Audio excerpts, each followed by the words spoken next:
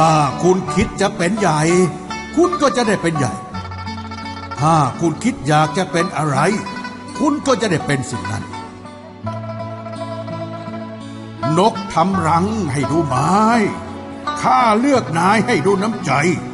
ผู้ที่ยิ่งใหญ่ที่สุดคือผู้ที่ทำตนให้เล็กที่สุด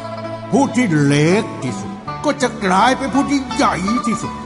ผู้ที่มีเกียรติคือผู้ที่ให้เกียรติผู้อื่นเพราะแสวงหามิใช่เพราะรอคอยเพราะเชี่ยวชาญไม่ใช่เพราะโอกาสเพราะสามารถไม่ใช่เพราะโชคช่วยดังนี้แล้วลิขิตฟ้าหรือจะสู้มานะตน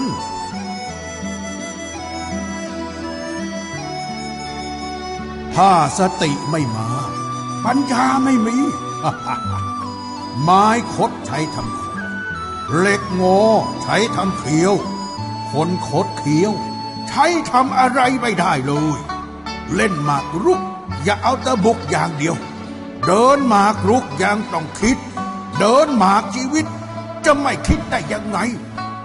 เมื่อใครสักคนหนึ่งทำผิดท่านอย่าเพิ่งตำหนิต่อว่าเขาเพราะถ้าท่านเป็นเขาและตกอยู่ในสภาพแวดล้อมเช่นเดียวกับเขาท่านอาจจะตัดสินใจทำเช่นเดียวกับเขาก็ได้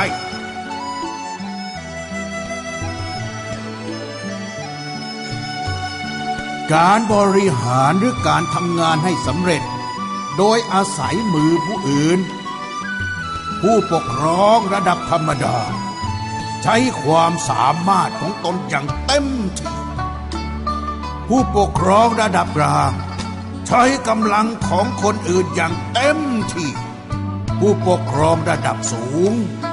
ใช้ปัญญาของคนอื่นอย่างเต็มที่อ่านคนออกบอกคนได้ใช้คนเป็นเมื่อสุภาพสตรีพูดว่าไม่หล่อนมีความหมายว่าอาจจะเมื่อสุภาพสตรีพูดว่าอาจจะหล่อนมีความหมายว่าใช่หรือได้เมื่อสุภาพสตรีพูดว่าใช่หรือได้หล่อนไม่ใช่สุภาพสตรีเพราะสุภาพสตรีจะไม่ตอบรับใครง่ายๆเมื่อนักการพูดว่าใช่หรืออาจจะเขามีความหมายว่าอาจจะ เมื่อนักการพูดว่าอาจจะเขามีความหมายว่าไม่เมื่อนักการพูดว่าไม่เขาไม่ใช่นักการทูตเพราะว่านักการทูตที่ดีจะไม่ปฏิเสธใครคิดทำการใหญ่อย่าสนใจเรื่องเล็กน้อยตาสามารถมองเห็นสิ่งที่ไกลได้แต่ไม่สามารถมองเห็นคิ้วของตนคนส่วนใหญ่ใส่ใจกับผลได้ระยะสั้นเท่านั้นแต่คนฉลาดอย่างแท้จริงจะมองไปยังอนาคต